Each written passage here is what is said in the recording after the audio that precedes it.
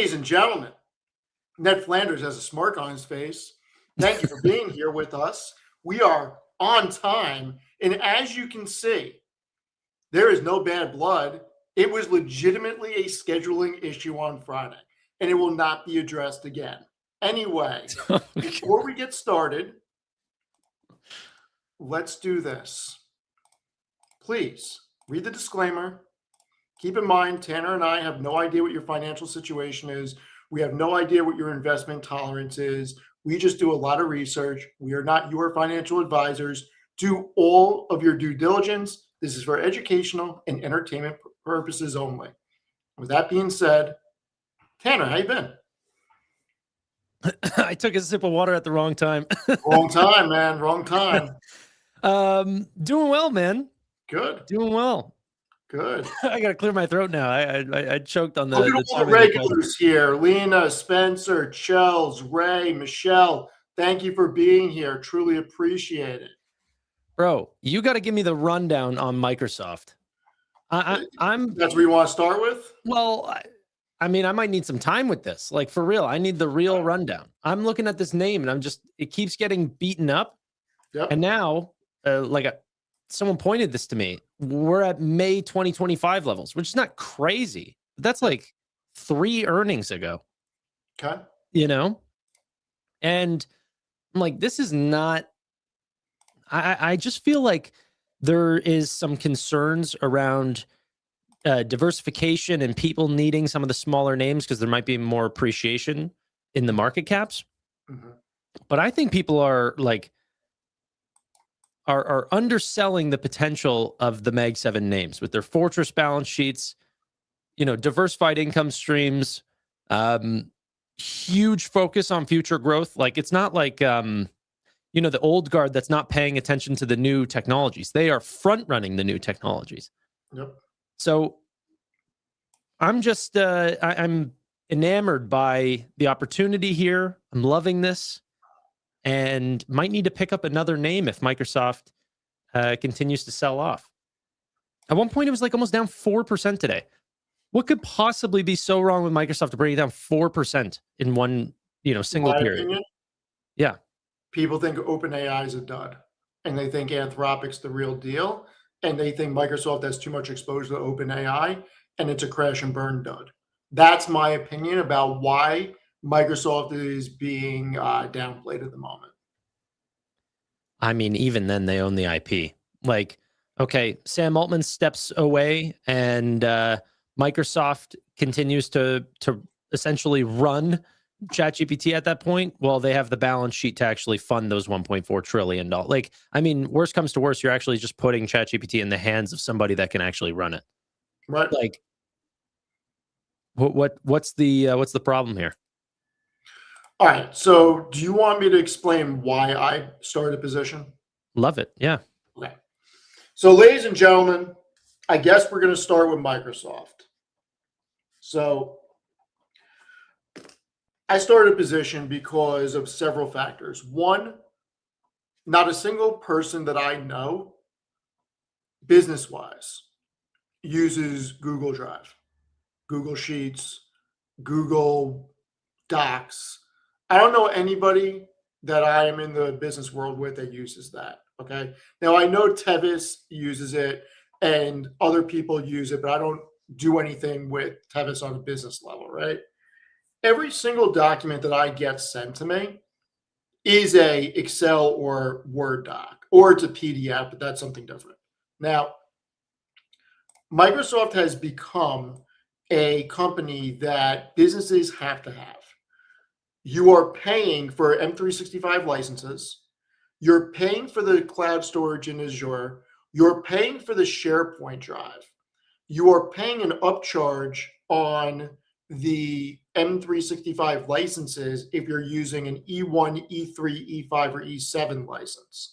You are then paying an upcharge on Copilot per seat if you want Copilot with their pricing structure. They have the second largest, which may overtake AWS and cloud as one vertical. You have an enterprise software stack from Teams to Office, traditional Office, to Azure that work seamlessly together. And now you have Power BI threading into Dynamics, which is their ERP system, which is taking a run at Oracle, SAP, and Workday. You then have the dynamic with the video games. You then have the dynamic with actual Windows operating system that they get a cut of every computer sold when you think about it, because the reality is Apple computers are not used in business. They're just not. Now, people can say whatever they want. Sure, freelancers may use them. Sure, graphic designers may use them. The standard in business is Windows operating system. That's just the truth. So my opinion is that's never changing. And the two Office suites that people can choose from are Alphabet's Google stuff or Microsoft M365 environment. Most people / companies are going with the 365 environment. I think Microsoft is so ingrained in business and so ingrained in cloud. And when you think about their relationship with OpenAI, how they're integrating Copilot, and what there is on their roadmap with Fabric through the Power BI integration, I think that this just gets bigger and bigger and bigger. And then when I actually look at the balance sheet, we can go through the numbers if you want. The numbers are spectacular if you want that level of detail. So you tell me how much you want to go down this rabbit hole. Well, yeah, no, I'm down to get the pitch on Microsoft. All right. If you have numbers available. That's why I gave you heads up. I'm like, well, bro. You didn't give me enough heads up for that, but I do have some numbers available. Well, I assumed you had most of it built out already, but Yeah. I mean, you could always use Fiscal AI. I don't know. Yeah, no, we're not. I'm not lazy. I do my own research, put my own shit together. It's not lazy. It's saving you time. I'm just saying, I put my own shit together. So when you look at Microsoft here, okay, they have 102 billion in cash on hand, okay, between cash and short-term investments. They have another 10.28 billion long-term investments. They only have 35 billion in debt. They can write a check tomorrow and their entire debt stack is wiped out with a third of their on-hand cash. They have a net liquidity position of 77 billion. They generate $147 billion in cash from operations.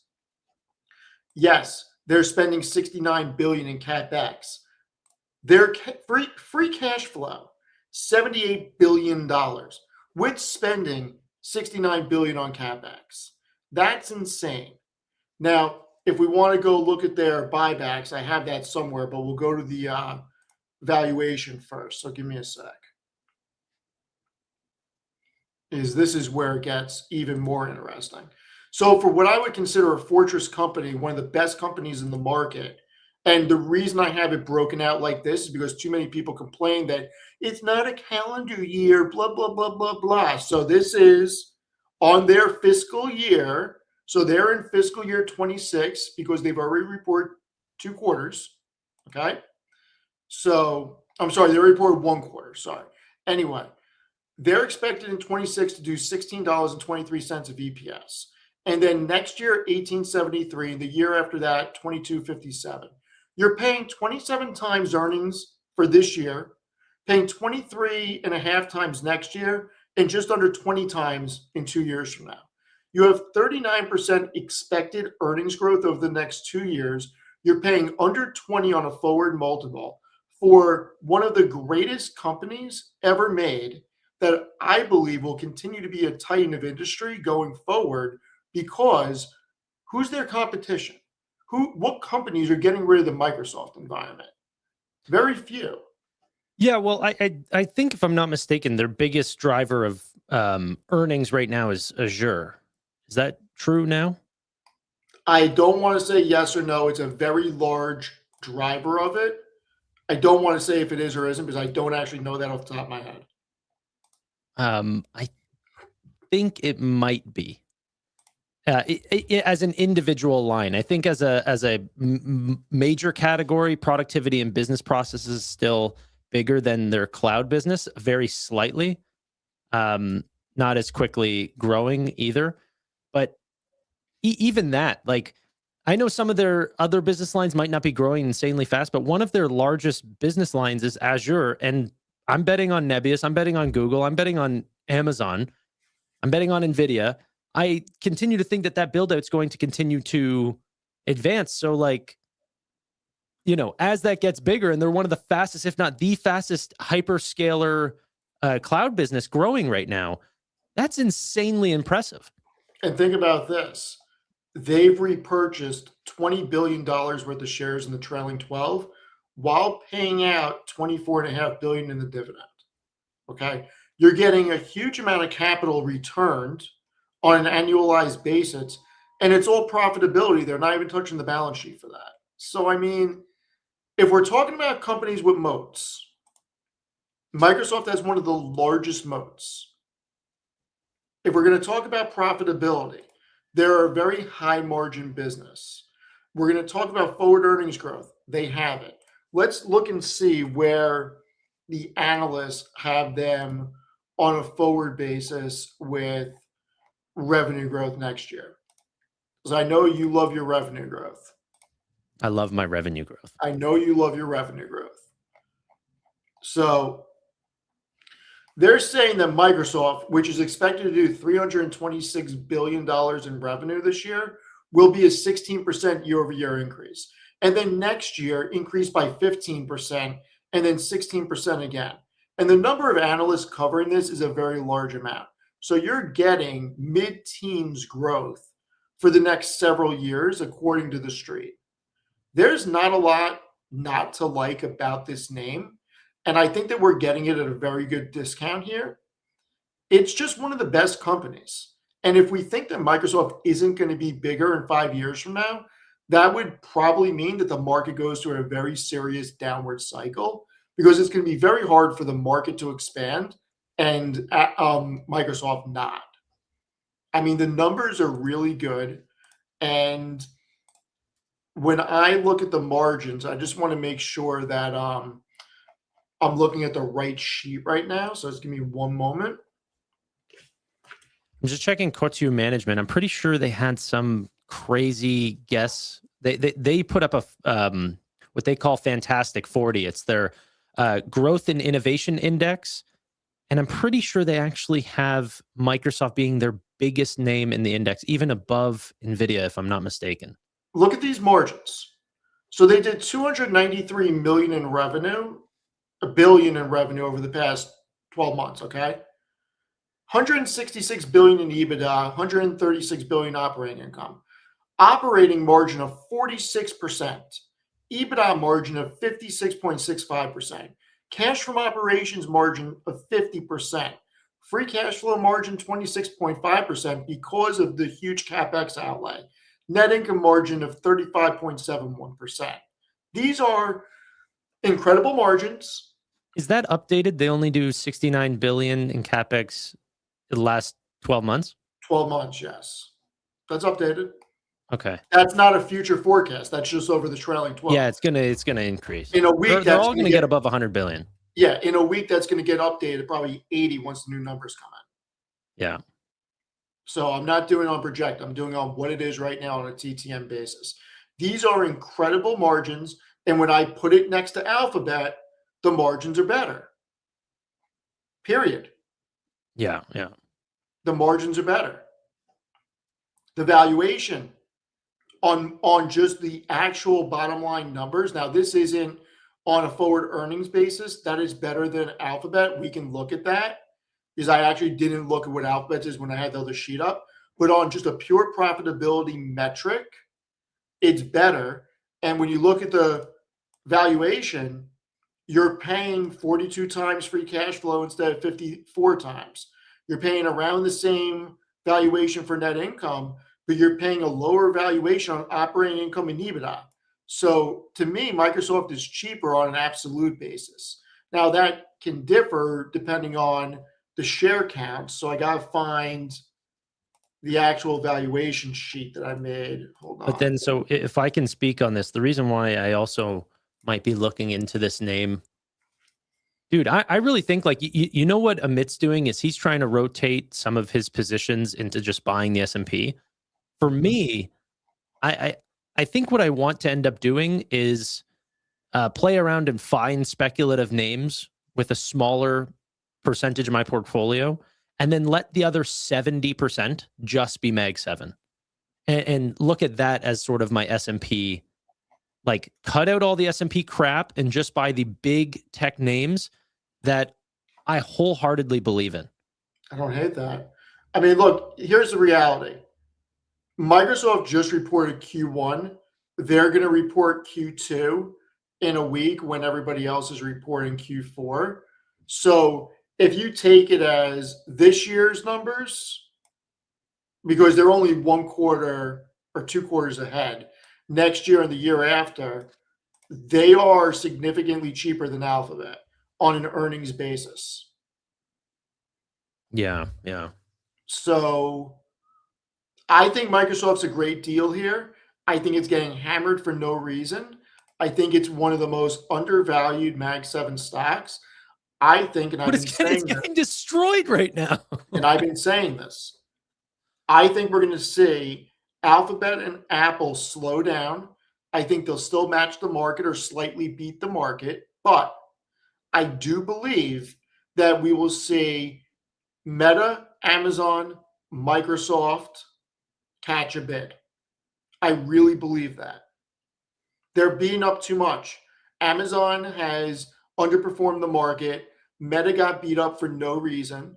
And Microsoft's getting beat up for no reason. Yeah, it's crazy to me. I don't know what's going on. Okay. So I don't know if I sold you on it or if that was a good analysis for you, but from the numbers, it's interesting. From a business standpoint about stickiness, it's got one of the most sticky environments. Once you're in the ecosystem, if you're a company, okay, and you have space on Azure and you're using SharePoint and everything is embedded in 365, the chances of you going to Google Cloud or AWS is slim. It's a nightmare to switch. I think they're also rated as a one of the best clouds as well. I think they also rank as an A in their semi-analysis. Wouldn't be surprised. Semi-analysis cluster max 2.0. Let's check this really quick. I know CoreWeave always lands at the very top. Nebius in Azure, Oracle in A, Google Cloud, AWS in B, actually, which is crazy. So these guys are the top guys. This was done last time in November of 2025. I don't know if you can bring this up or not. I can bring it up for you. So they rank what they believe is the best performing clouds in terms of how much you're going to get in performance from the dollars that you spend with these performers. So CoreWeave has always been at platinum. At gold, Oracle, Nebius, Azure, silver, you have Google Cloud, AWS. It's another thing that it sort of has scared me about IREN and some of the research that people have wanted me to do. Whenever they say not recommended or underperforming, like unavailable, okay, you haven't done all your research on this, but underperforming and things that they do not like, IREN shows up in that list. So this is Dylan Patel's company. They are very close with every single one of these core providers. They are the golden standard. And the golden standard for them, the golden standard of golden standards is CoreWeave and Nebius and Azure and FluidStack and Crusoe and Oracle.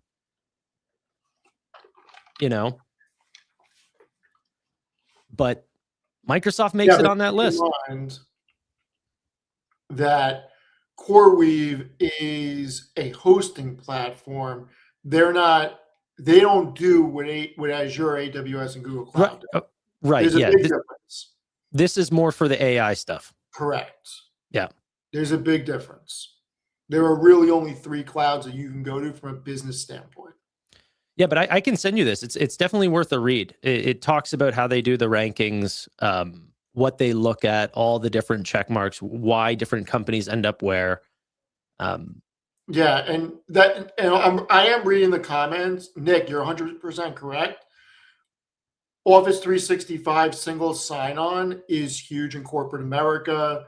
I mean, I would recommend making sure it's turned on everything. I'm not an IT person, but there are significant security values to that.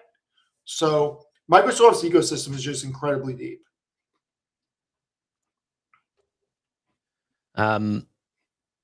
Yeah, yeah. Also, you got to stop with the with building your own charts, man. It's you got to use a better tool than grabbing information from Seeking Alpha and then No, manually plugging it into your spreadsheet. no, because it makes me remember it and memorize it. Just read it. I can rattle shit off. Like I like it. It helps me form my analysis. I enjoy doing the research. Yeah, but yeah. I get you wanting to use a spreadsheet because then you can add your own information. You can calculate things, but I don't know. Take a look at this real quick. Can you share my spreadsheet? Okay, get ready. All right. Mhm. You're trying to manually plug all this data. Go here, export, hit copy, go to your spreadsheet, hit Control V. Done. Come on now. Yeah, but that's not. I can do the same thing with Seeking Alpha. Can you? Yeah, I don't even know if that's true. it is. I can highlight all the columns on the freaking past 10 years and copy it in, and then cut and paste whatever I want from it. Can't do this though. Yeah, yeah, okay. But go to segments and KPIs. Where can you find this on Seeking Alpha? Okay, Go great. copy, create a new sheet, paste. That's unreal, dude. Fiscal AI cannot do what I needed to do. Like what? I just showed you. Have it do this. Have it do my valuation.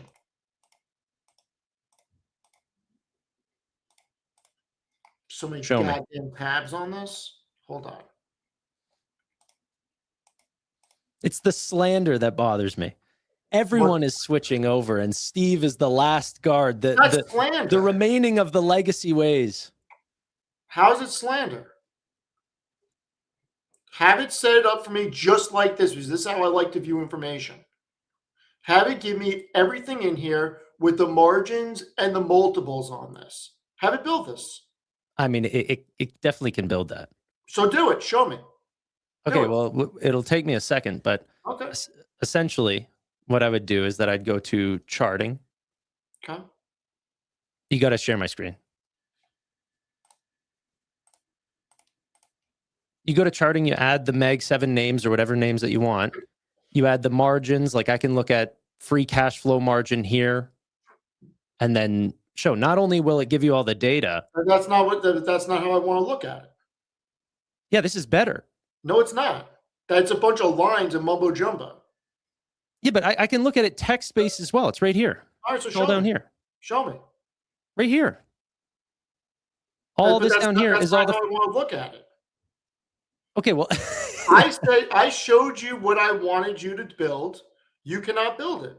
But if I wanted to essentially say, okay, well, something that you think is better and works for you, and that's fine. What I am telling you is this is how I want to look at information. Yeah, but it takes you 2 hours to build that. It takes me 5 to 10 minutes to build this. It's not hard.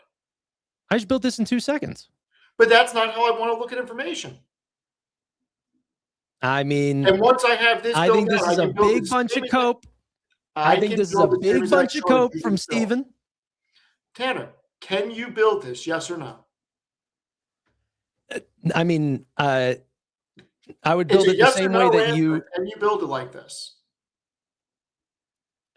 Yeah, but why? Okay, no. I'm just saying how you want to interpret information. That's fine for you. This is how I want to interpret information. Nice and clean, how I want it set up with my specific multiples, my specific margins. That way I can look at the companies I want to look at and look at the bottom line valuations. Yeah, you would just add all those into the thing and then display them, and then it'll show you the numbers at the bottom or on charts all at the exact same time, built in seconds. All right, so build what I just made. Build it. Okay, so I like it would literally just be the same thing right here. It would just be the Mag 7 names. If you don't want to see the chart, like, you know, that's fine as well. But like, I don't know what the numbers that you were looking at. What were some of the metrics that you wanted to see? Revenue, EBITDA, operating income, cash from operations, free cash flow, net income. Yeah, but then I would just add all those here. So add them. Yeah, but okay, so which one do I not have here? So Just use the ones you have. It's fine. Okay, if you can do it for 4 of them, you can do it for all of them. yeah, so I have all those companies here. So I just plug it's just the exact same thing. So if you want to see revenue, then I can see if this is a little too close for you, but I have revenue for Nvidia, Microsoft, Apple, Amazon. If I wanted to add a different company and I wanted to bring in Oracle. So scroll down. After that, scroll down past it. Will you have margins in there too? I can add in margins. Add in margins. What margin do you want? The margins for those. Add them all in. What margin? I've got Whatever net profit margin. You have on there, Tanner. I've got net profit margin. Sure. Add in. So I've got total revenue and net profit margin. I can do free cash flow margin, which I also have right here, which you can just see right here, built in seconds. That's pretty amazing. And the amount of time that this would save you. It's not, because scroll down again. So everything's all mumbo jumbo. I want everything stacked. Regardless, people don't want to freaking listen to this. No, yeah. I'm talking mainly to you because you're being Stephen Copium right now. We can talk offline about this, and you can try to get me to switch. Maybe I'll switch. I'll get you. I'm going to get you. Who knows? Maybe you will. Maybe you will. So that's the pitch on Microsoft. I think that this is a value company that is also a growth company.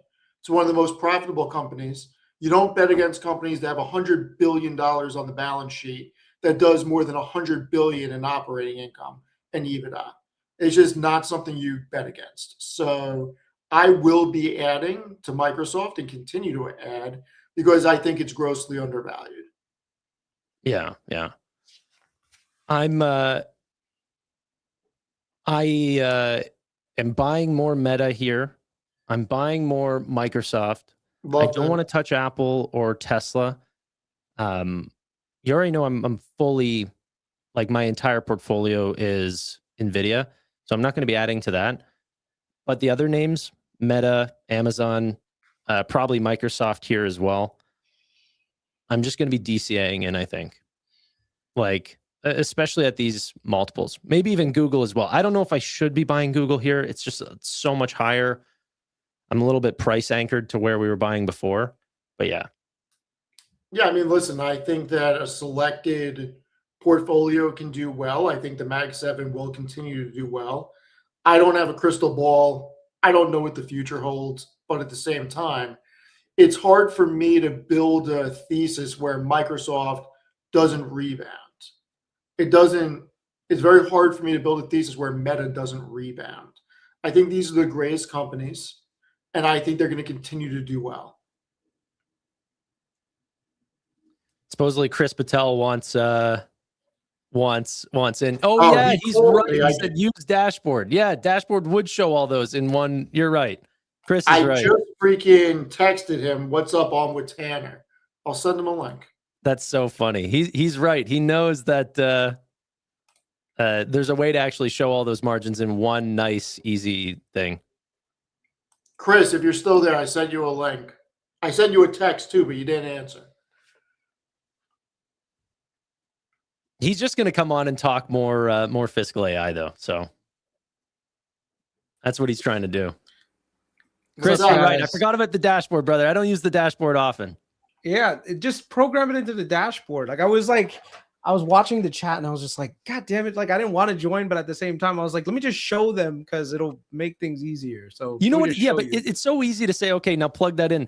Whenever the quarters come around, Steve, like Fiscal AI will already have it done for me. You have to then go, okay, click, hold on, give me 1 sec. I'm making a chart. And then we have to wait in chat for like 10 minutes while you're plugging in numbers. Fiscal AI has it like that. Here, check it out, Steven. Show my screen. I'll show everyone. So basically, if you want to create, like, let's say compare 5 different companies, right? So this is my unentitled screen. Let's just say I want to compare the cruise lines because they all share similar metrics. So CCL, right? Ad company and CLH and Royal Caribbean, right? So here they are. Now, of course, you're going to have different things here, but you can modify all of these things to what you want them to be. So right here, you just go to the metric that you want and you just search for it. So tell me, you want total revenues? There you go. Now you have total revenues right next to each other. Okay. If you want to remove any of this stuff, you can move it however you want in whichever direction that you want. You want to get rid of this stuff, you can get rid of this. Yeah. You know, if you want to change the currency to like different currencies, you can change it to different currencies. Can you do that on the fly? Why would I need to change it to different currencies? Because if you're comparing Novo Nordisk, who reports in Danish kroner, and Eli Lilly that reports in US dollars, then what are you going to do? Seeking Alpha already does all the conversions for me. But that's what I'm saying, that you don't need to do all this extra stuff, man. You can do it right from here. It's so simple. And if you want to remove any of this stuff, you just remove this. Look, 2 seconds. And now you got all the stuff that you needed, you know? So I'm telling you, just use this. And the dollar amount for this service is nothing to you, Steve. Yeah. It's nothing. You'll save more time just doing your thing. You can have multiple dashboards too. Like, you see, like I have one for software. I have one that's like a main portfolio one where I have like performance that I'm looking at. So the customizability on this thing is amazing, you know? So like I said, try it out. Use my link though. Don't use Tanner's because I'm convincing you, right? Chris, you don't even know the offer that I have, brother. You use this one. Don't tell me. Don't tell me. I don't want to know because I didn't get the same offer, so it's okay. Yeah, my users get 50% off. So regardless, I really like the product, so I use it all the time. So I don't like endorsing a lot of things, but this one I wholeheartedly endorse because I use it all the time, and you guys see it anytime I'm on stream. I'm 9 out of 10 times I'm showing. I will say the two of you use it every time I talk to you guys.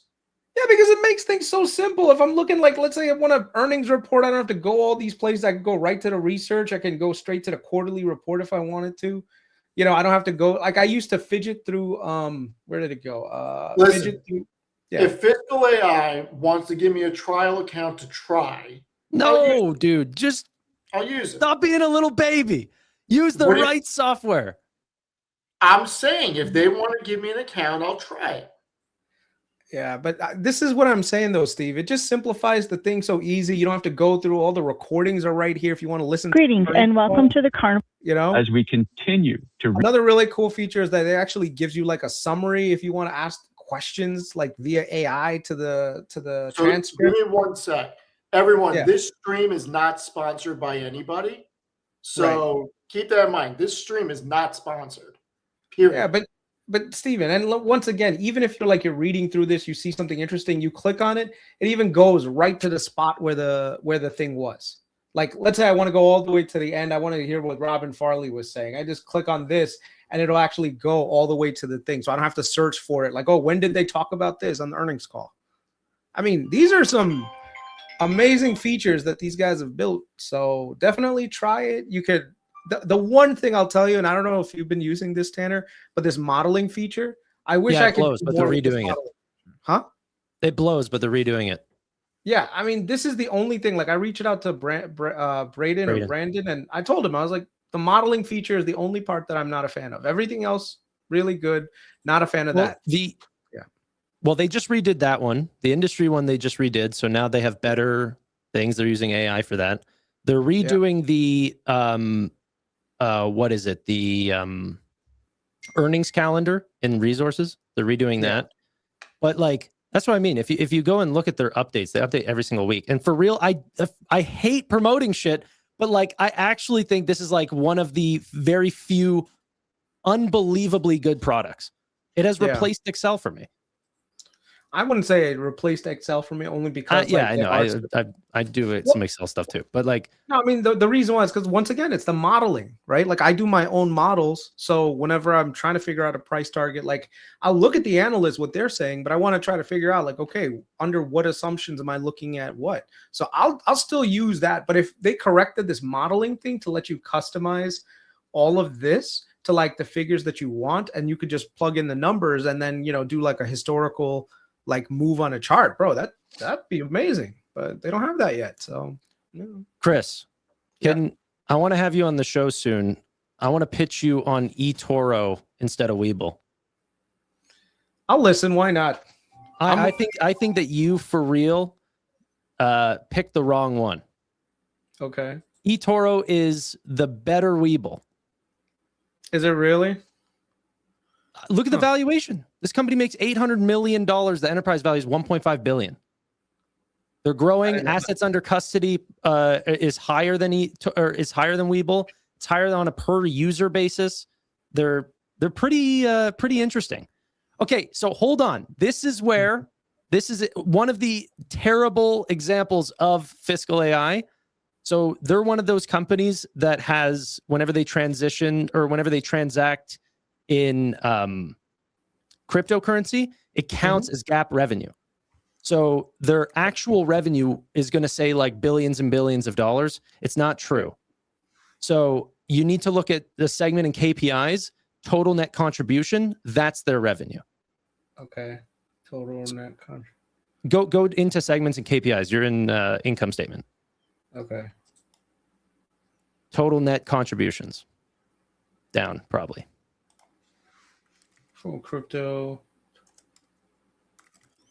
Total revenue. Yes, sir. Crypto assets. Down. Yeah, there. It should be go down. Okay. There. Total net interest contributions. Yeah, that's their revenue. Okay. So they're mostly tied to crypto market. No, I mean it's similar to Robinhood. It's like a 30% mix. They have a neobank. They have equities and currencies. They're in 75 different countries. But Okay. yeah. Interesting. So, but their actual revenue there is not. It's just like Block. If you've ever done any research in Block, I know Steve has. Their revenue includes the cost of crypto. So it makes their price to sales look like it's 0.2. It's not true at all. But they're like, this is an extremely cheap company, fully profitable, buying back stock. Hey guys, let me call you back later. I don't know what's going on with my wife, but she's trying to talk to me through the Amazon Alexa, which means it's probably important. All right. I'll see you guys. We'll later. talk about it later. All right. Enough with fiscal AI. Let's talk some Meta. We're going into earnings. Where Yep. are you on Meta? You said you're buying. Why are you buying? Well, I just think that a lot of people are looking for, all this CapEx spend to show up in some form of like line item that says AI revenue. But that's not what's going to happen. What I think is going to happen is that their conversions on their advertising, the way that they go and collect new users, the algorithms that serve me better, posts and better reels on Instagram will just slightly improve. And every time that there's an advancement in artificial intelligence, that's only going to improve over time. I think the big catalyst that we're going to see from Meta eventually, and from a lot of these advertising plays, is that, in order to find someone like me for a product, Coca-Cola might say, hey, we're looking for, we have advertisements that target 25 to 35-year-old males who are in Canada, who potentially are into these activities. And then they go through their list of potential advertising campaigns and say, okay, well, let's send him that. This is all completely automated. But then they service me that Coca-Cola ad based on who I am that might target, this male or moms or what have you. I think eventually AI is going to service, and this is backed by Meta. They are going to be able to customly make a generative ad campaign specifically for Tanner Manson. And they're going to make some for Stephen Fiorillo. And not only is this going to help targeting and conversion rates increase, but Meta can actually charge more because they're going to help with, the creation of those advertising campaigns. So I think that benefits the semi names. I think that benefits Meta. I think this benefits so many things. It's selling off, and I believe that like the breakthroughs in artificial intelligence are not slowing down. We're seeing brand new ones. The amount of you guys should read about Claude Code ever since December. Like, this has been 6 weeks, not even 4 or 5 weeks. And people are saying that the new version of Claude Code and advertisements there is essentially like rediscovering fire. Like, these models are not like what we're using for ChatGPT consumer level products. These are like, the amount of code that is being shipped right now is only going to increase product cadence, more margin expansion, or more potential revenue growth for a lot of these businesses. So I'm head over heels for all the Mag 7 names, every company that is fully engaged in artificial intelligence, and especially ones that are being governed by a CEO who's 42 years old and an insatiable appetite for growth. Mark Zuckerberg. I'm loving Meta. Couldn't agree more. I still believe that it is being up for no reason. I think that what started as a miss on the bottom line on GAAP was a beat on non-GAAP. Algorithms got a hold of it, and then Zuckerberg botched the conference call, and people started a narrative that he has no idea what he's going to use the compute for, and they kept it down, and the gaps did not get filled. And that's the story I'm sticking to. I think he's coming out of the gates, guns blazing on the earnings call this quarter. I think the numbers are going to be incredible. This is, to me, stock should be at 750 or 800. This does not deserve to be where it is. And when I look at the valuation for Meta, here's the crazy part. And I really should just get a new freaking spreadsheet made because I have too many goddamn tabs. You should. It'll take you a while, though. It won't take me a while. It'll take me a while to find it. Here we go.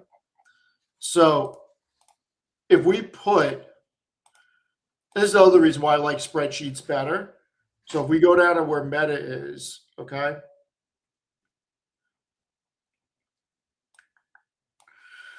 It's at 612 right now. Let's put it at 750. Oh, it's at 750, still cheaper than Amazon, Google, and Netflix, or not Netflix, Google and Amazon on a forward basis. At 800, still cheaper than Amazon and Google. 850, cheaper than Google, a little bit more expensive than Amazon. This is a name that can fly on a good earnings report. I would argue it's still relatively cheap at 850 compared to the market. I think people have gotten so used to in recent, quarters, looking only for 2Xs, 3Xs, and 4Xs in their portfolio, and that they are only buying things that they believe can find a single catalyst that's going to catapult their stock. They're going to get slaughtered. The amount of people that were saying that they needed me to talk them off the ledge last night when I came on and said, I could care less about a 2% down day today. This means nothing for the market. Whatever happened in Davos does not change Q4 earnings. Q4 earnings are already booked. It does not change the guidance these companies are going to announce. It does not change GDP growth. It does not change the Fed cutting rates. It doesn't matter for a single fucking thing. Davos was nothing but, I can't say that, but what did Dario or OpenAI or NVIDIA or any of these companies say that slowed down expectations for growth? It's so dumb. It is 2026. So dumb. And at some point, it's the access to information. It's people freaking getting insecure, and I just think people need to chill the hell out. Nothing changed for these companies in the past 2 days. Not a single thing. And we saw the market rebound yesterday. We saw a rebound today. We saw a crash yesterday, rebound today, and in the after hours, it's up again. I mean, the reality is that nothing mattered for the big companies. And I think there's too many people on margin out there. I think there's too many people that are on margin that have leverage and they're in high beta names that are going to lose money. They're going to get stopped out and they're going to be forced sellers. Long-term investors that are in quality companies and index funds, this doesn't matter. None of it matters. It's noise. Yeah. I'm excited, but why do you like the Meta names or Meta specifically? Just the valuation? Look, I think the valuation's amazing. I don't think they have competition. The reality is it's going to continue to be a duopoly of where you spend your advertising dollars. Which is where? Alphabet and Meta. Sure, Amazon will grow their advertising platform, but they're not going to be in the same stratosphere as Alphabet and Meta. The largest search engines are Google Search, YouTube, Instagram, Facebook. Period. Yeah. Why Yeah, I else mean, would there you are advertise other- anywhere else? There You get are the other best- players. Yeah, but you get the best ROI for your money on those segments. They have the most information about everybody. They can target ads better. They're the best places to advertise. And Meta hasn't even started monetizing WhatsApp yet. Yeah. Yeah. They're like, I don't know. And they're the only company that has a third of the globe using its products. Did you hear that SimilarWeb showed that there's more people using Threads on mobile than on X? I wouldn't be surprised. Threads is becoming big. But that came out of nowhere. Like literally just a copycat product, no effort, probably small team, Yeah, 141 million monthly actives now. it's amazing. Look, That's disgusting. are you telling me, like, are people really telling me that they don't want to fucking bet on Zuckerberg? Dude, a lot of people don't like Zuckerberg, but I don't know if you can pick many Meg 7 founders that people do like. Like, or fans are people big fans of Bill Gates and you know, Regardless if you like Zuckerberg or not, it's very hard to make a case that he's not one of the greatest CEOs to ever live. he is. I mean, you cannot like him. You can hate his products. The reality is there's only a handful of companies that have exceeded $1 trillion market cap. Chevron and Exxon have never done it. Zuckerberg has done it. You guys are right. Jensen is the man. I'm wrong. No, Jensen is the man. But Jensen's that doesn't mean that you can't acknowledge that Zuckerberg is one of the greatest CEOs of all time. Definitely. And Jensen. No, listen, my greatest CEOs, they're both in there. Jensen, Zuckerberg, Bezos, they're in there. Would Jensen be in your list 3 years ago? No, Isn't that crazy? not at all. Took the once in a lifetime opportunity, which is what he called it, and made the most out of it. This is what I find so funny whenever I see like even people like Mark Benioff, who I love, and they're like, yeah, well, it's just hard to grow at our size because we're so big. And then you see Jensen running it with 66+% growth rates at $65 billion for a hardware company. And then he goes, yeah, we're going to do way more than 500 billion in demand. And yes, we can actually satiate that. Like we have the capabilities to deliver on these types of numbers. What? It's incredible. It is freaking incredible. I do believe Meta is going to go up. That's just my opinion. I am not buying more. I have a full position in it. I would not be opposed to buying more if it goes down to 550, though. That would be where I start at it. For me, because I already have a good position in it. crazy that you could have purchased this company at $80+ whenever I think it was 88 at its low Meta during the sort of freak out from the metaverse, which was the wrong direction. So to be fair, but then look how much damage that actually did. Everyone knew that he was going in the wrong direction. And what did he make of it? He goes, oh, okay, well, we'll stop doing that. Didn't didn't lose know any that. customers on Facebook. I was bullish as hell when he was doing that. I never wavered. I stuck by it the whole fucking time. You had the Quest 3, you were in there. I got a Quest on the floor near me. Yeah. Is that how you watch the earnings calls? No, You never did an earnings call in that thing? No, I don't have the Quest. I'm sorry. I have the original Oculus. I'm going to have to buy a Quest. I actually got it out to see if they put Netflix on it, and they didn't. They put it on the new Quest 3 or whatever. Yeah. Well, it's as cheap as can be. They practically sell it for like the cost. So Yeah, I'm going to need to get one. yeah. And I'll tell you why I want it. This is going to be the stupidest reason why.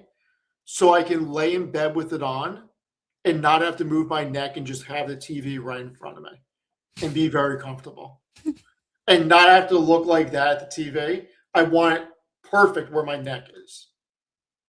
That's the only reason. Only reason. It's the stupidest reason, but you know what? It's the truth. Yeah. But Shout out Palmer Lucky. to prove it, hold on. So I've been writing about Meta since 2019 when I started writing on Seeking Alpha. When did that whole debacle happen? 2022? Do you Sure. see me not being bullish? 2022, down 62.56%, very bullish. November 22. Bro, I see a buy rather than strong buy. What happened there? Dude, a buy is still bullish. I know, but you got a little scared. You No, were a little that's shook. not scared. Scared would be going neutral. All right. That's not scared. Down 70%. Strong buy. Just saying. I never wavered. I was always bullish. Even after it went up 70% year to date. Still bullish. Never wavered on this company. I want to read that article where you put a buy rating on it. I don't know what happened that day. Oh, let's see. Meta platform stock, big drop after earnings creates buy opportunity. It was the title. I'd have to go back and read it. Wow, check this out. It went down 22.82% after hours that day on earnings. How crazy is that? Nuts. Crazy. Nuts. I wonder what the market cap was. Probably erased hundreds of billions of dollars. Yeah, seriously. But we got one more. We got what happens when Zuckerberg splits shares. Going forward? Yeah. And that's not a great reason to buy, but it's going to increase volume and more people are going to buy it because for some reason, people have this perception that they don't want to pay $611 per share. But if he does a 10-for-1 split and shares become 61, even though your shares represent the same amount of EPS and revenue, people will be all over buying it that weren't buying it at 611. It makes no sense, but it's a fact. Happened with Alphabet. It happened with Amazon. It will happen with freaking Meta. And they're bringing up a good point, which I was going to say after. The options liquidity will go through the roof. Yeah. Yeah. Well, I hope for that to happen. I mean, I kind of hope for that to happen with a lot, like even Microsoft. I mean, they should do a 10-for-1 will split. split eventually. They split quite frequently. Yeah. Let people buy for $44. I wouldn't hate that.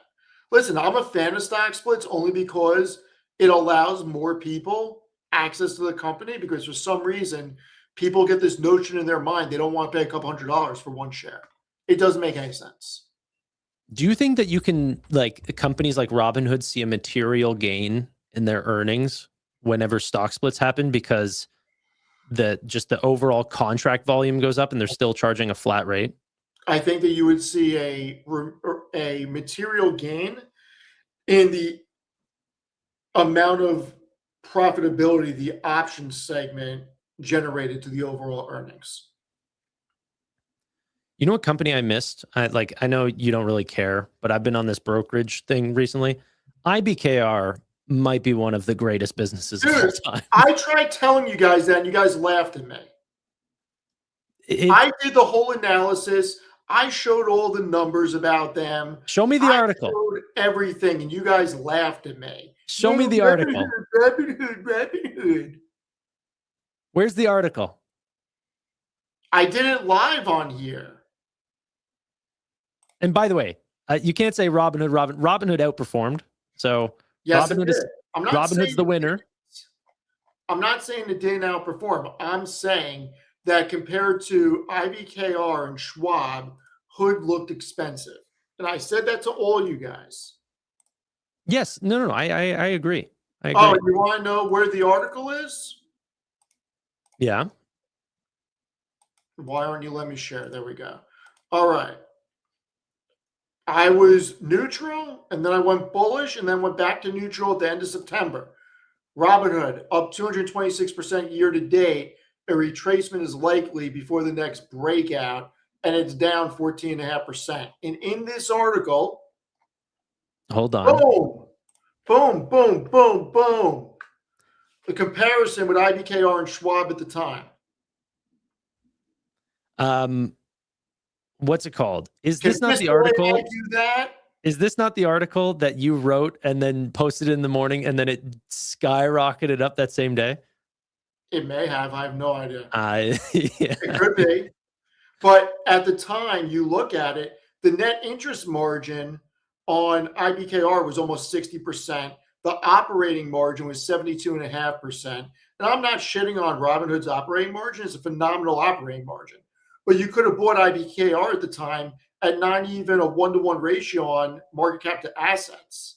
Yeah. I mean, it's an undervalued company. And for Hood to have gone to that market cap when IBKR was roughly the same size was crazy when you look at the actual numbers. What's it called? By the way, their margins only improved because they showed off Q4 numbers. They're like net income margin for Q4 is something ridiculous. Let me see what it was. Margins, quarterly, 73.1% net income margin. Like, Incredible. it's disgusting. It's incredible. And only like 4 million customers on their platform or something. Do you know? Okay, so you know that company. Do you know the CEO? Of where? IBKR? I didn't write an article on IBKR. No, I'm just asking you. This is fun. You don't have to know this answer. I'm not. These are fun facts. No. So the company size right now. Doesn't the guy from Tasty Trade have something to do with it? He The might guy that have. wears the funky hat. Yeah, but I don't think I think he used to work at IBKR, or he worked at one brokerage and then left to start Tasty Trade. I know that. Dude, look, Maddie.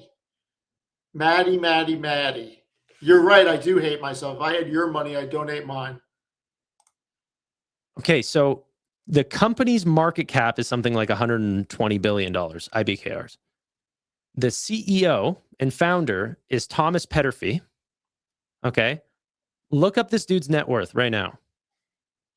What's his name? Thomas Petterfy. I think it's spelled like Peter FFY. He owns like 85.3 billion. Yeah, he owns like over 75% of the company still. It's insanity. It's amazing. Same dude, just rocking out. Margins are continuing to climb up. I don't know how I missed this name.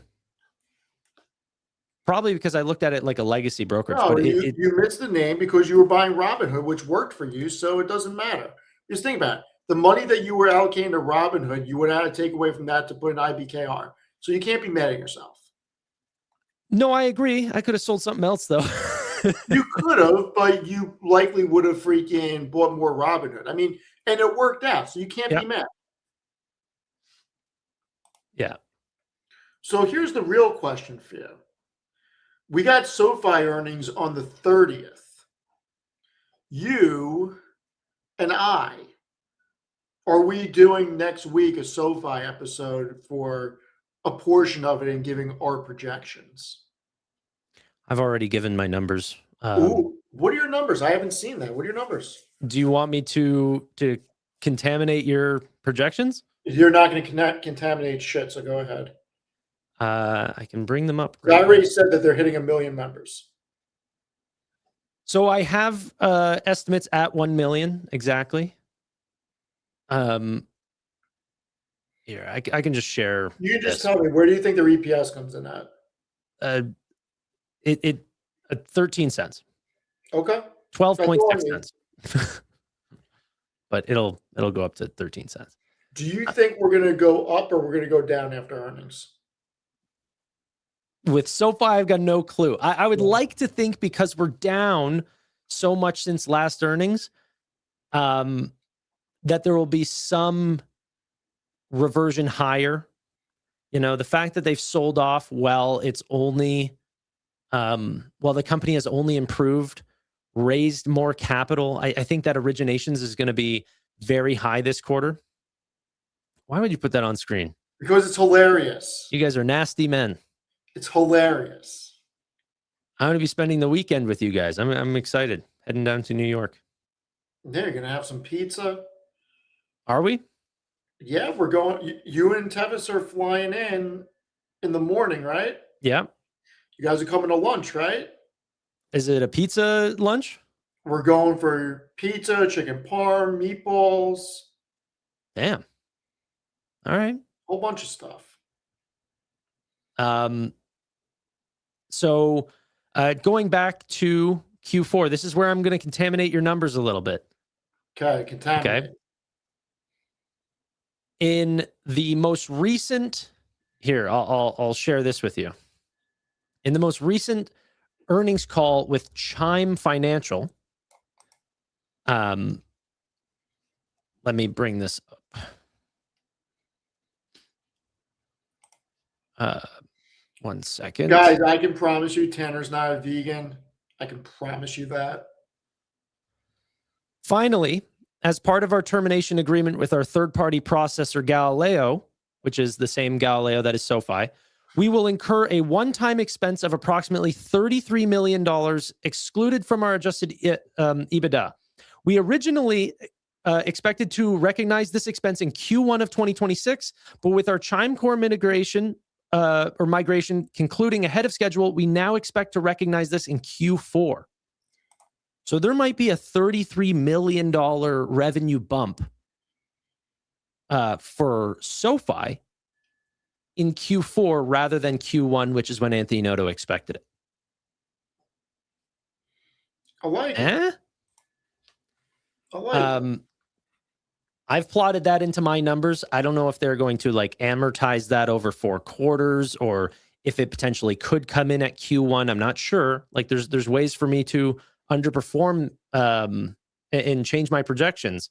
But right now I'm counting it as a Q4 win of an additional $33 million. I think that that's going to catch some analysts off guard. Is it true that JP Morgan bought more SoFi?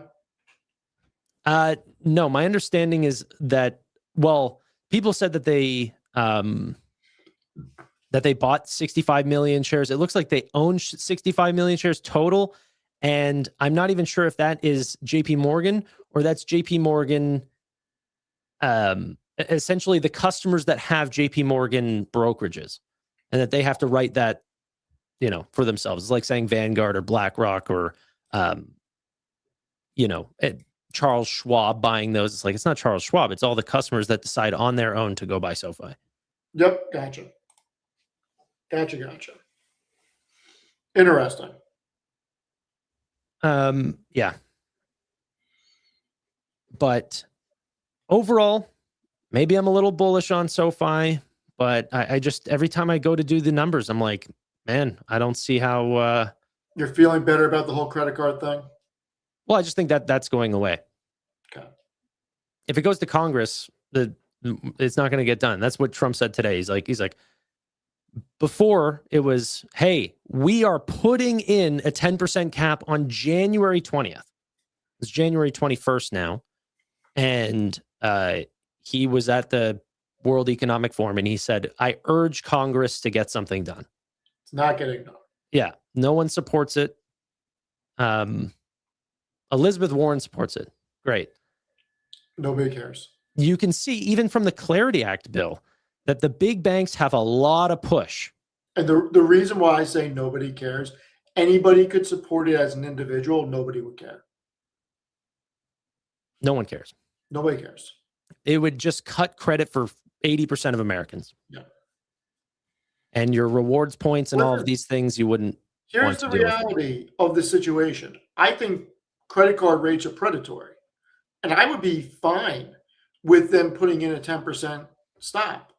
The problem with that is if these companies were able to run a credit card business at a 10% rate, you would have already had a credit card at that rate, and they would have taken the majority of the business. The reality is that these credit card companies are all around the same rates because of the expenses ingrained in it. If there is a way in the free market for a company that makes as much money as JP Morgan or Citibank, or with a profit model that is established, and somebody like Peter Thiel to come in or another venture guy to build a company to undercut them, they would have. Yep. Period. There are thousands of banks. Thousands of banks. Yeah. A SoFi, a Robinhood, any of these companies would have loved to disrupt the banks. Yeah, it's just not possible. So it's just not going to happen. And yet SoFi's still not profitable with their credit card. They still can't make it profitable at 26%. Which is crazy. But Robinhood's card's not profitable. They're at 30%. You know? Crazy. So Venture Global's past $10. Good thing I bought some. How you feeling? I didn't buy enough, but I bought some. PB, thank you very much. Love the chicken parm. Jarrett, thank you very much for the super chat. Didn't buy enough. Story of my life. Didn't buy enough. You buying anything into earnings other than Mag 7? Into earnings? Yeah. I don't think we're even quite there just yet. I mean, we're seeing some companies happen right now, but these are, not even the more exciting. I mean, Amazon's reporting next week, right? Yeah, but I still got days. But that's what I'm saying. Are you buying anything into Oh, earnings? sorry. Yeah, no, I think other than Meg 7, I mean, Nebius I'd like to get. SoFi.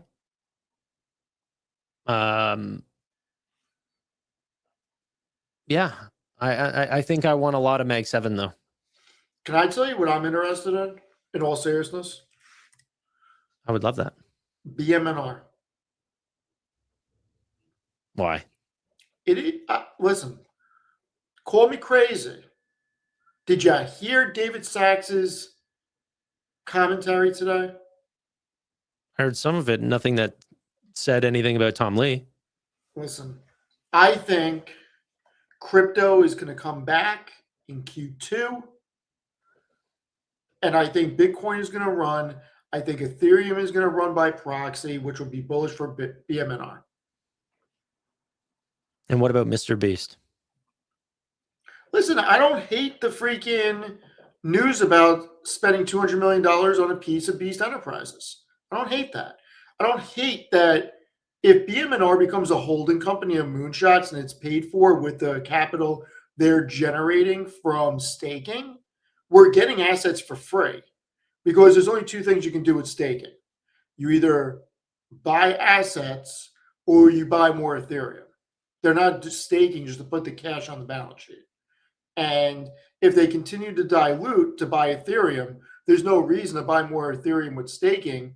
They can take that money and go into these investments and become a holding company backstopped by Ethereum. And the reality is Mr. Beast Enterprises is likely to just get bigger. And getting in now, what if it goes public in 5 or 10 years from now? I don't know, but if you believe that it's going to get bigger, then why wouldn't we want to own it? Yeah, staking does pay you in Ethereum, but yeah, Yeah, but you can liquidate. I'm just saying. yeah. Like if you're using that capital to buy it, it can become a holding company for free, 100% accredited to shareholders. What did you think about the actual meeting? I know we had quite the conversation Oh, last time on. horrible. Horrible. I mean, listen, as the person giving the speech, you cannot sound like you drank 2 bottles of freaking NyQuil. I mean, that's what Tom Lee sounds like. He's a more reserved guy. Him being reserved and what he sounded like was he drank 2 bottles a day NyQuil. I mean, he needed to drive enthusiasm. He needed to explain why Ethereum, the asset class, is going to win, why that's bullish for BMNR. He didn't do that. So I thought it was horrible. But at the end of the day, the only thing that really matters is what Ethereum does. Tom Lean, someone said. That's Not great. the drummer. Not the drummer. Yeah, not the drummer. Not the drummer. I am a believer. I just don't know if I'm a believer in BMNR getting a premium, especially considering the fact that he has called out multiple high-end price targets that have not come through. I don't even need it to get a premium. I just need it to go up again so I can just write cover calls on it. Yeah. I guess that's the. Because the freaking premiums on the cover calls are crazy. Are you buying or are you doing like cash secured puts? Cash secured puts. Okay. Doing full wheel strategy here. No, the shares I have, I'm not touching. I would need them to go back to 40 to start writing cover calls. Got you.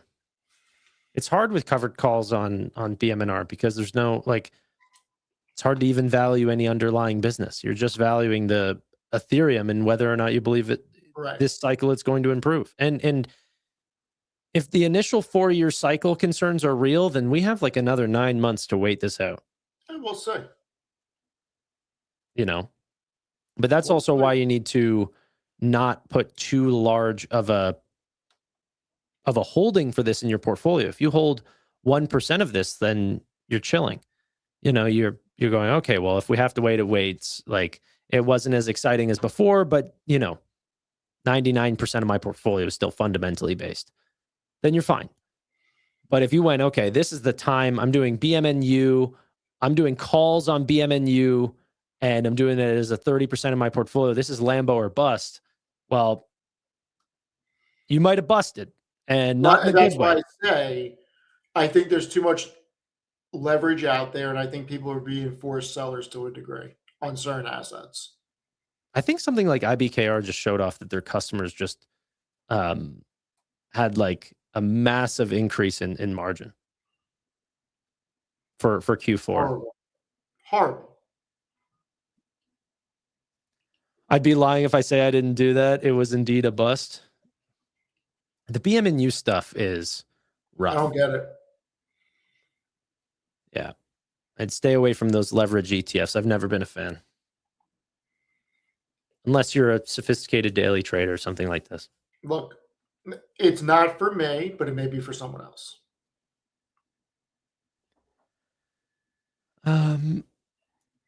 It's going to be a crypto winter. However, BMNR will do well in the future. Yeah, no, see, that's the thing, right? It's like they're not collecting debt. There's no preferred share payments. Like they'll be fine.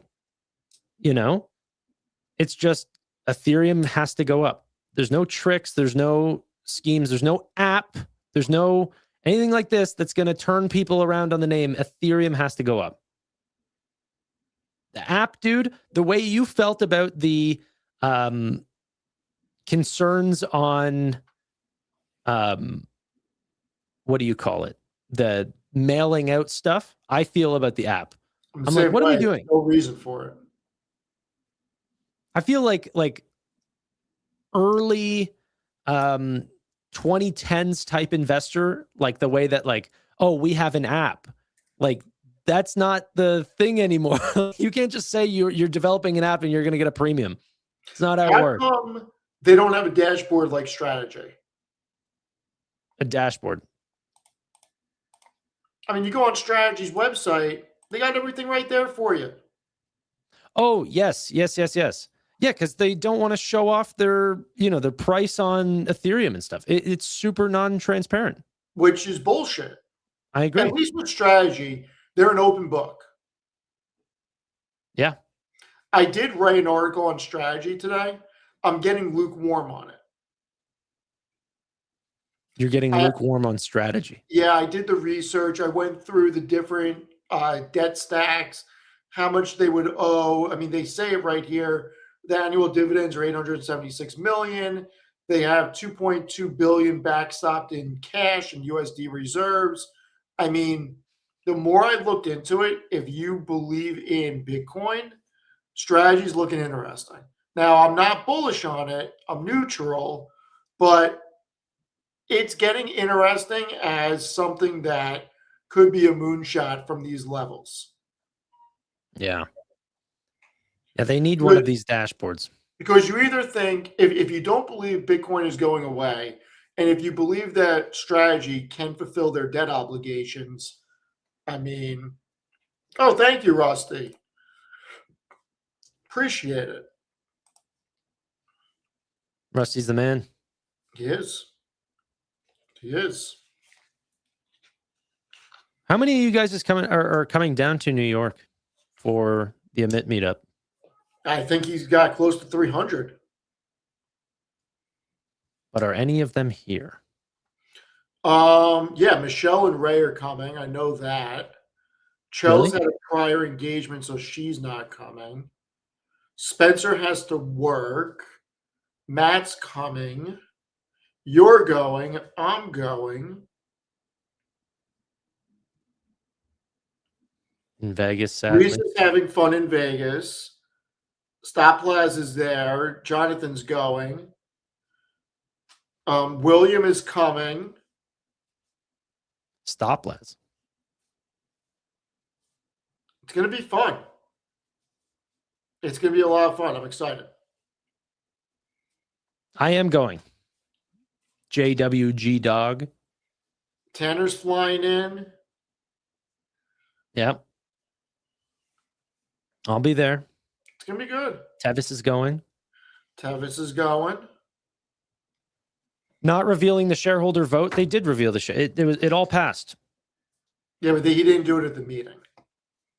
Yeah, which is hilarious. I remember like warning people. I was like, guys, the shareholder event, like it's going to be boring. They always are. Okay, this is like sort of a legal event. They all sit around and say, okay, how many vote? Yes, And then it was like the penguin car video and then him coming out on stage. And I was like, what is going on? And then not even addressing why everyone's here, which was the vote. Oh, man. I mean, this may have to happen. So I am planning on talking to Amit and figuring out how we can make this happen. Because AC would be an amazing meetup place. When's the meetup going to take place in Toronto? I was really honestly thinking about doing my own. I could probably, like, I'm already here. I should get all the, the Torontonians together. Would you just call it the Torontonians? Torontonians, yeah. That's what they're called. Okay. Isn't that weird? I mean, sure, okay. What do you guys call people from Jersey? People from Jersey? No, there's got to be a word. If there is, I don't know it.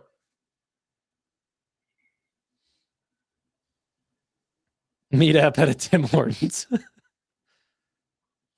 Tim Hortons. Okay. You want to wrap this up? No. I want to do TV shows. I didn't do it. What do you mean you didn't do it? I'm sorry. I forgot. What do you mean you didn't do it? I didn't get around to it, man. But do it right now. Oh, Do it right now. I need to make an apology to everybody. So last week we went over musicians, and I have to retract something. And I can no longer put Kanye West on there because I saw what happened on social media. what happened? And I did not know that he came out with a new album with a song titled something that I will not say on air. And because of that, I will never listen to another Kanye West song again, ever in my life. So I am retracting that. It is disgraceful. And that's all there is to it. I did know. I don't like new Kanye. Okay. I think he's a bad person now, but we're not gonna act like we don't listen to the old tracks while we're in the gym. Like the songs come on, you're working out. I'm not turning it off. I get it, but I don't know. Maybe you're looking for votes right here. I'm not. No, I'm just saying. Like I'm just telling the truth. You can say whatever you want, but I don't even I believe think you. it's despicable. I can't do it. I can't keep him in there. Can't do it. Yeah. All right. He's gonna stay in my list, but like I said, old Kanye. I thought you fully knew about that song. Nope. We Did don't not know that. we don't talk about that song. Okay, that's a I different didn't know person. that. The fact that he even made it, I mean, it negates everything he's done in my book. That Kanye West stay on the list. Kick out Ye. Okay, Ye is the new one. He's a different. He literally. Yeah. What about Michael Jackson? No, exactly. What about Michael Jackson? What do you mean? You know, you're gonna have to take away a lot of artists. These are weird people. I don't have Michael Jackson on my list. Yeah, I'm just a freak. Why would I have freaking Michael Jackson on my list? Yeah.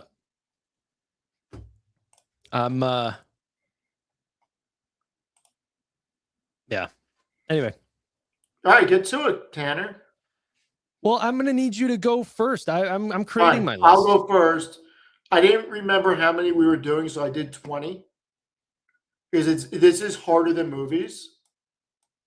So I will do my list first. And it is not in any order. I put it in alphabetical order. Okay. And this is my top 20. This may not be the top 20 TV shows. This is my top 20. All right.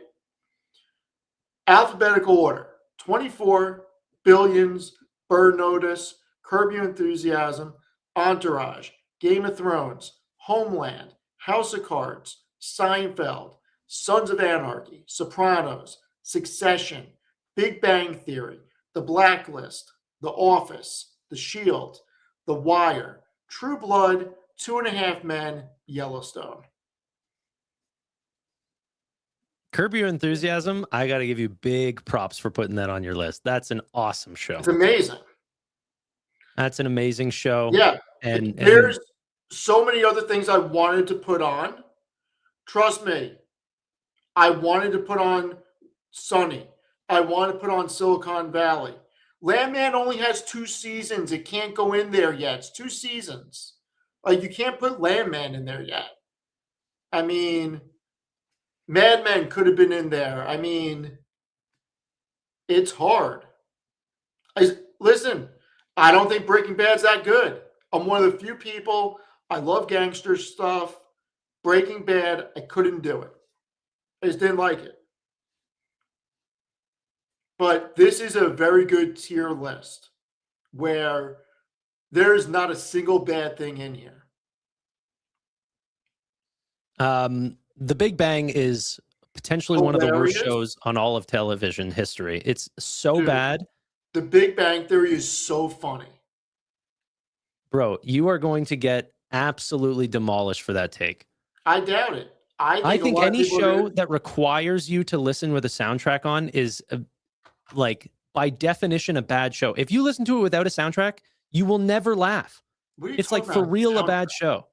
What are you talking about? The Big Bang Theory. You can go online and listen to episodes that where they remove the soundtrack. You will not laugh. It's Okay. a bad show.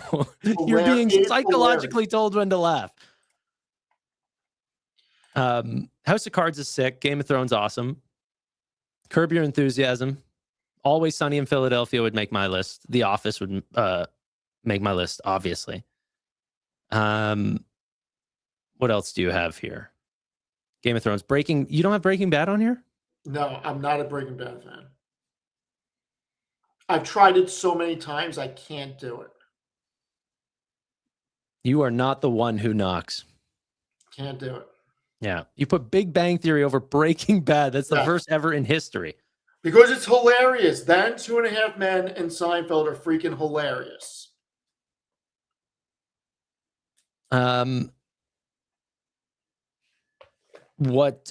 Dude, I'm sorry. I didn't complete my my work assignment.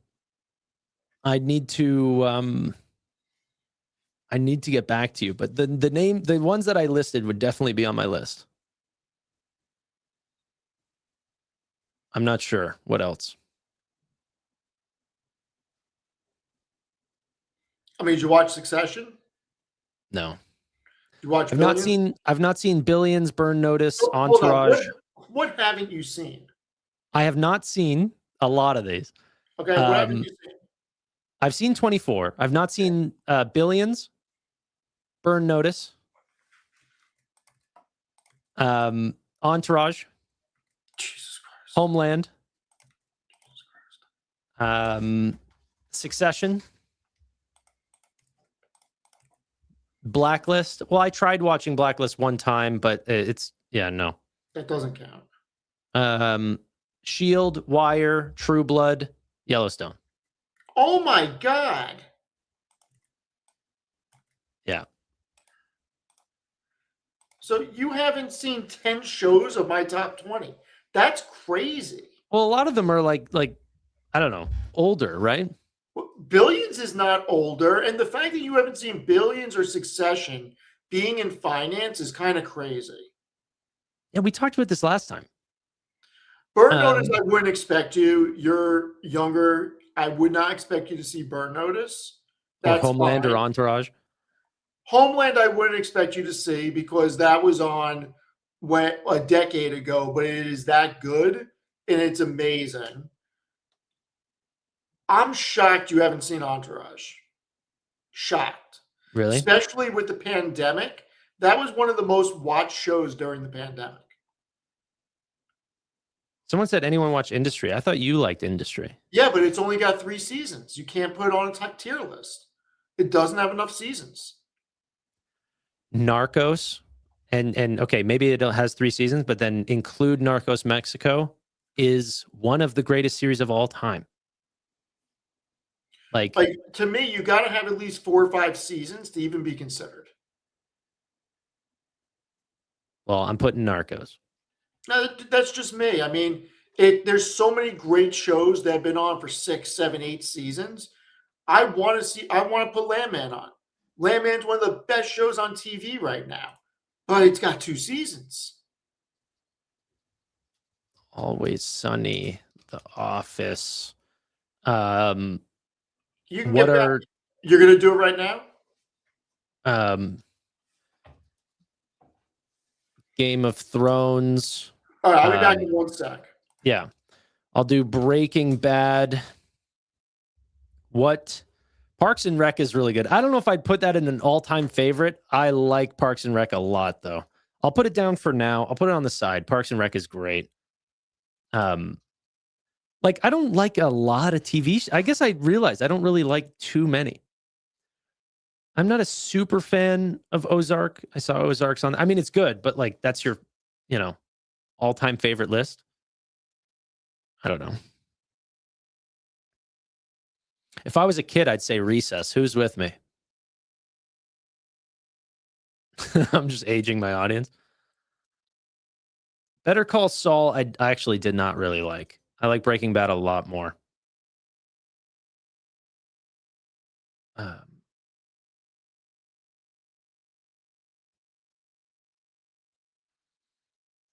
The Recess movie was goated.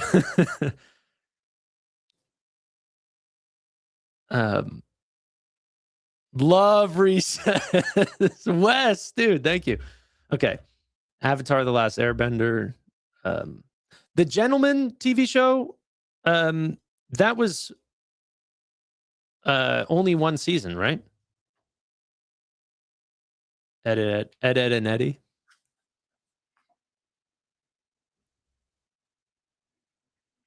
Dawson's Creek, Fresh Prince of Bel-Air. Okay. Yeah, I'm not sure, man. Yeah, Band of Brothers was amazing. I agree. The problem is it was a mini series. Honestly, you're going to talk crap, but the Harry Potter fans will really know Wednesday is sick. I do really like Wednesday. White Lotus is good. I love Wednesday. It means half the week's over. Wednesday, the TV show. Oh. Disrespecting the Addams family like that.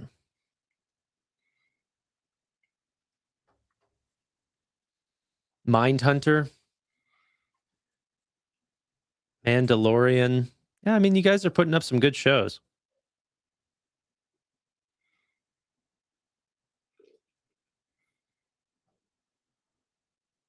Not a fan, too cheesy. The cheesy part was the best part. Like, that's, you know, you just had to take it. They weren't taking themselves seriously. Yeah, brother, I don't know. I can't get to 15 and be honest with myself. I feel like I'm just forgetting like half the list. I apologize. It's been a busy week. But I really should get going. Okay. It's 9:30. Okay. Last time I checked. Get your sleep in. All right. Put up good numbers. You love your Whoop. I do. I'm a big fan of it.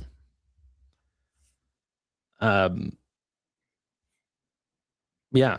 You should see like the numbers I'm putting up these days. 52 resting heart rate.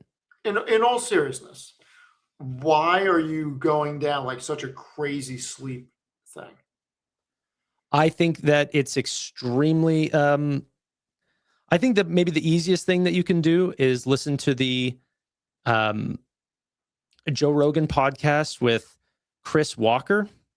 Okay. I forget what it is, like number 1200 or something like this, and talk about how much all-cause mortality raises. I think it raised by like something like 40% with people that believe that they sleep under 5 hours. The amount of people that do not lose performance with under 6 hours of sleep is something like 1%.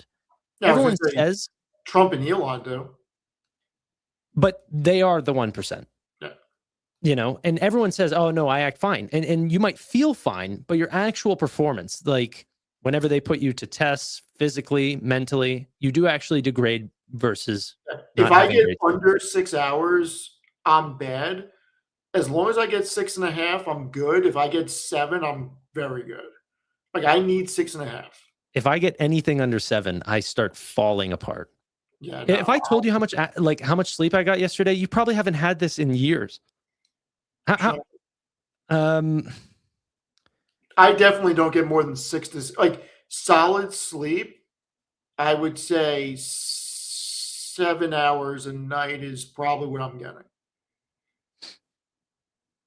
Actually, yesterday wasn't that great. It was 7 hours and 43 minutes. And another reason why I get really good, I don't know if you can see this, but the reason why I feel like I get really good sleep scores, my light sleep is underperforming the typical average. My REM sleep is so above the average. I am in deep dreamful sleep. And I don't know how I do it. I sleep cold, very cold at night, very dark. You know, obviously get yourself a nice expensive bed and nice pillows. Oh, listen. Yeah. I agree with you on the pillow and bed, especially the pillow. If I don't Walker. I will Not- take, and I did not do it the last trip, but I normally take my pillow. I have a second one to travel with. I have to have my Tempur-Pedic neck pillow. I just can't sleep without it. Yeah. Yeah. It's very hard. So Tanner, the last time I tracked my sleep, can I get into these numbers?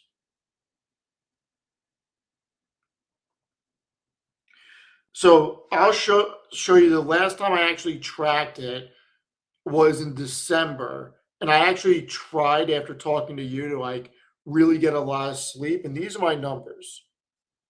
I don't know if you can Is read that an them? average of 723? It was one night. Oh. You can't read it. It said awake 11 hours. REM was 1 hour 41. Is that good or bad? It might be good. Core was 512, and deep was 36 minutes. I mean, I'm clearing you on those numbers, but Why? What are your numbers? my REM's 2 hours and 52 minutes yesterday. Wow. My deep is 1 hour 49. Wow. I only got 36 minutes of deep. And I assume that your core means light sleep, which I did 3 hours. I did 512 on core. Yeah. Yeah. But dude, I'm absolutely in love with this thing. Like I for real am sleeping with zero stress. Like high sleep stress, 0%, medium sleep stress, 0%, low sleep stress, 100% of the entire time. Can Which was I 8 sign hours you and up 8 for the hours and 34 sleeping minutes of championship? low sleep stress. Did you see there's a sleeping championship? I mean, I got to enter it. You got to enter it. You got to show Guys, me where I'm that not is. switching to sleep. It's a skim milk. Stop it. Not happening. But I don't find I sleep very well in all conditions. Like I sleep Room has well to be at my cold. house. Has to be cold. If it's not cold, I can't sleep. Yeah. After my sauna is usually best. That's the craziest thing, and why I pay for Whoop and not just like the Apple and stuff. It will tell me because I do, like, it wants you to journal every day. So it'll just say like you put in the things that you do often, and then it'll say, okay, did you know, how much water did you drink? When did you sauna? When did you cold shower? Did you take fish oils? Like whatever your journal is, right? You customize it and then you fill it in. And then based on every day that you fill it out, that it will notice changes in your performance and recovery and the amount of strain that you end up putting up every day.